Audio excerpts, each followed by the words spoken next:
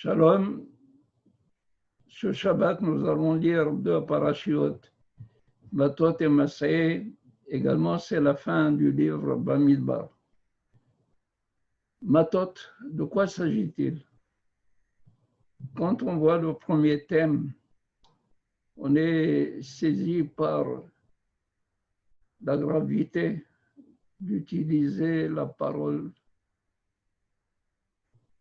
d'une manière non mesurée et non réfléchie. La parole engage l'homme. On a dit que l'homme a un instrument précieux que Akadosh Baruch Hu lui a donné. C'est un souffle divin qu'il a mis en lui, c'est la parole. Au moment de la création de l'homme, il a été dit Vaipach be'apav nishmat hayim. Il a insufflé dans ses narines un souffle divin de vie. Et Onkelos traduit Ruach memamla, c'est-à-dire un souffle qui parle, un souffle de parole. Alors on croit que lorsqu'on parle, on n'est pas engagé. Il y a un engagement. Chaque parole engage l'homme. C'est pour cela que ici dans Parashat Matot, Kadosh Baruch Hu enseigne à Moshe une des lois les plus réellement frappantes. Ish ki dor neder, un homme qui fait un vœu. Les sor isar anafsho, de s'interdire quelque chose qui est permis. Par exemple, le pain est permis, mais il peut par neder, par chevois, par un vœu ou par un serment interdire la consommation de ce pain. Et alors, comment on peut faire pour remédier à cela? Pour remédier à cela, il faut faire une hatara. Une hatara, ça veut dire le fait de désengager, de dénouer le vœu. Comment on va le dénouer? Les Hachamim ont dit que les Nedarim, les vœux, les Shubuot, qui tiennent à la parole, c'est seulement la parole qui est engagée. C'est la parole de l'homme qui a fait que cet homme s'est interdit quelque chose qui est permis. Il n'a pas fait un acte. Il n'a rien fait que de dire, de prononcer une parole. Cette parole langage le rend, il lui donne une impossibilité, une interdiction de manger ce qui a été permis. Bah, les Hachamim disent, les Nedarim, c'est comme des montagnes. Les vœux, c'est comme des montagnes. Et la Hatara, et le fait de dénouer ou de désengager, c'est comme si cette montagne était suspendue à un cheveu. Vous voyez un petit peu l'image. Comment cette montagne peut-elle tenir sur un cheveu ténu? Ça veut dire que pour pouvoir faire marche arrière et réparer et dénouer, se désengager, il va falloir faire quelque chose de réellement une démarche importante. Il faut aller voir un maître, il faut aller voir un rav. Dans le temps, un seul suffisait parce qu'il était moumhé, il était compétent. Mais maintenant, nous avons besoin de 3 rabbanim. Un beddin, constituer un tribunal de manière à demander, puisque nous avons regretté d'avoir fait ce vœu ou d'avoir fait ce serment, nous leur demandons de nous désengager. Et alors, pourquoi c'est un cheveu? Parce que réellement, Cette parole ne peut pas du tout être défaite. Cette parole ne peut pas être effacée. C'est une parole qui monte jusqu'au ciel et qui laisse une impression, une trace. Alors, il faut effacer cette trace. Comment on l'efface?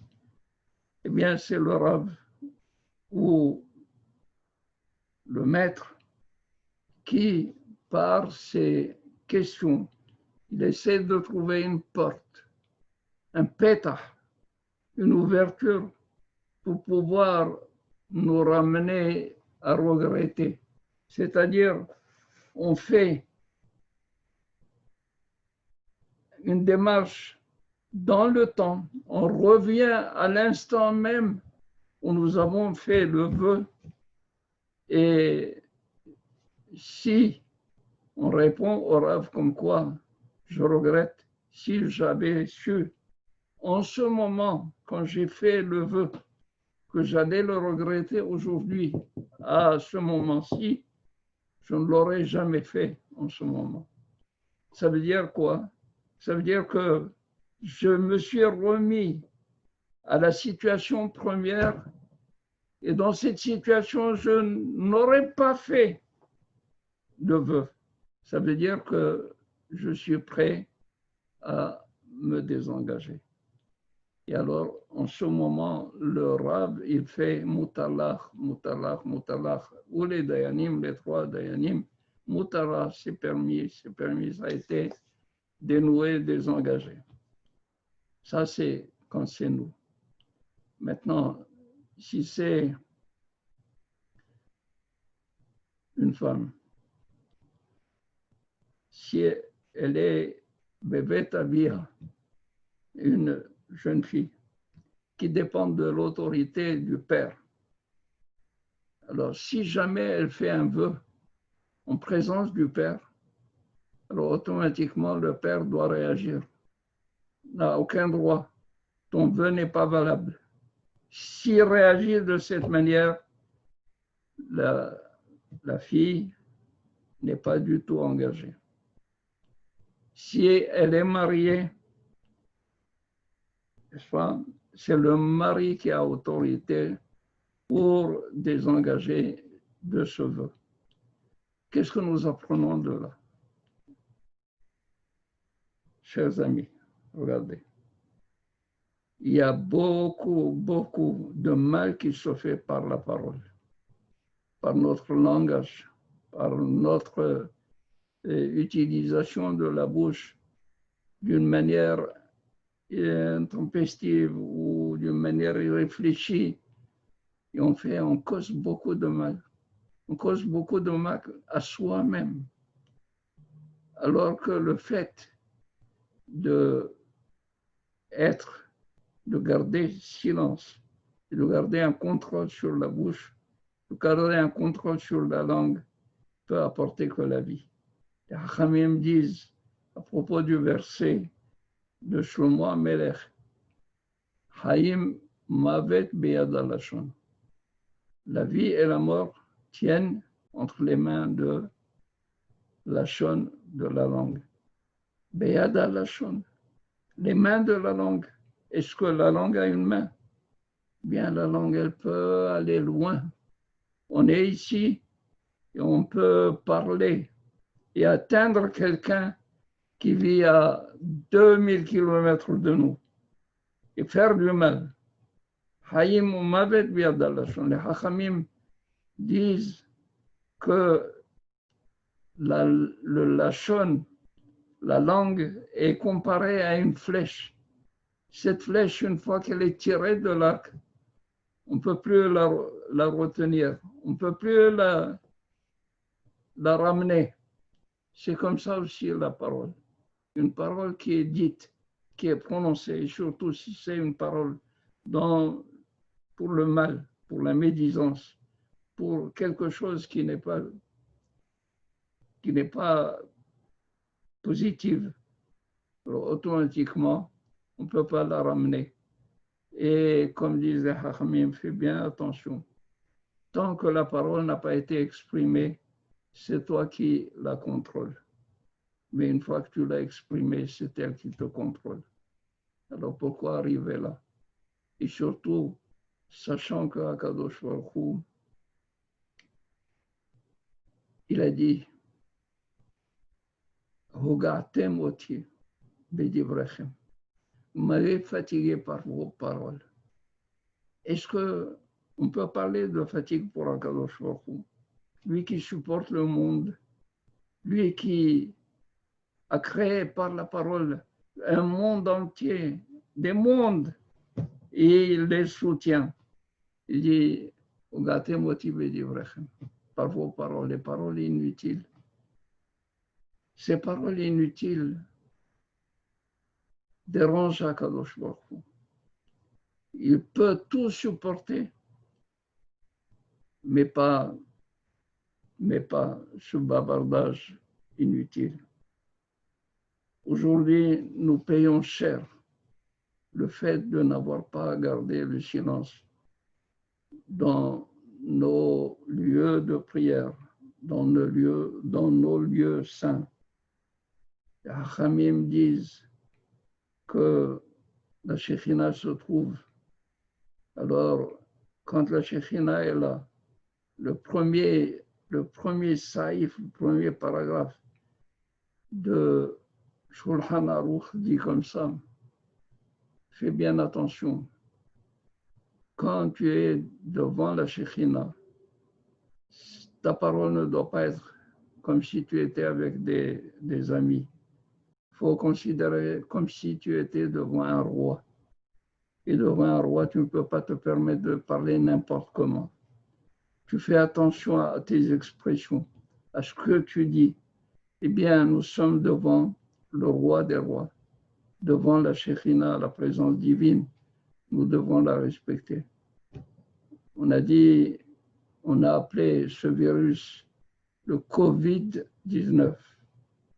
Covid, milachon kvodi, c'est le même, c'est-à-dire Akadosh Baruch Hu qui réclame son honneur qui est bafoué. Kvodi, mon honneur est bafoué. 19, parce que quand on a permis pour la première fois à réintégrer les Béaté Midrash, on a permis juste à 19 personnes, pas 20. Pas 20.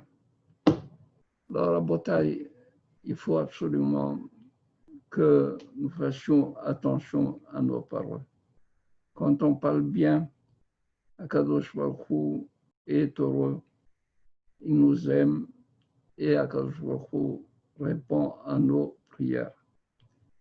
Dans Parashat Massaï, bien Massaï, c'est une paracha aussi extraordinaire. Il y a 42 étapes que les Bnei Israël ont fait dans le désert. Il y a certaines étapes où on a fait un jour, d'autres 19 années. 19 années. Les 42 étapes, c'est-à-dire en 19 années, on a fait une seule étape. Les 19 autres années, on a fait le reste 41 étapes. Et pourquoi cela? Dit le Orahayim Akadosh. Akadosh Baruch Hu, d'abord, pourquoi être puni de ce voyage dans le désert comme ça? Bien, c'est simplement parce que les Umot HaOlam, les 7 peuples qui habitaient en Eretz Israël, quand ils ont entendu que les Bnei Israël sont sortis d'Égypte, ils savaient qu'ils allaient conquérir leur pays. Ils ont dit, nous n'allons pas du tout laisser un beau pays aux Bnei Israël quand ils viendront s'installer ici. Ils ont fait la politique de la terre brûlée. Ils ont tout cassé. Ils ont tout détruit de manière à ce que les Bnei Israël, quand ils viendront, ils trouveront une terre déserte. Akadosh Baruch Hu, il a dit, il faut absolument que les Bnei Israël viennent dans un pays beau. Erez Zavat Halav Udvash, Erez Tova Urhava, une terre bonne, un pays où coule le miel et le lait. Erez Zavat Halav Udvash. Alors, il nous a fait faire des voyages de 40 années, de 38 années dans le désert, le temps que les Canaaniens reconstruisent, rebâtissent le pays. De plus, le Or HaChaim HaKadosh donne une interprétation. Bien, cette interprétation est digne de Or HaChaim HaKadosh. Il dit ceci, que les Bnei Israël avaient une mission de libérer plusieurs âmes qui étaient captives de la Touma, qui étaient captives du Tzerara, du Satan. Il fallait absolument les libérer. Où se trouvaient-elles? C'est dans le désert. Eh bien, il y avait des endroits, des étapes tellement difficiles, tellement de travail à faire qu'il fallait qu'ils fassent un stage, rester là-bas longtemps. Il y avait des étapes plus faciles, avec une seule journée. Le fait de mettre les pieds là-bas, on libérait les âmes. Et d'autres, il fallait plus de temps. Chodesh, Oyomaim, ou bien 2 jours, dépendamment du travail de réparation des âmes, de libération des âmes. Les Bnei Israël ont fait des pérégrinations dans le désert, des étapes courtes, des étapes longues, tout cela pour rattraper, pour libérer ces âmes qui étaient enchaînées par la Touma. Il rassemble qu'Akadosh Baruch Hu nous libère nous aussi de cet exil qui nous envoie. Nous sommes dans Ben Hametzarim. Akadosh Baruch Hu va avoir pitié de nous de manière à avoir de nouveau notre Beth Amikdash et notre libération. Amen. Shabbat Shalom.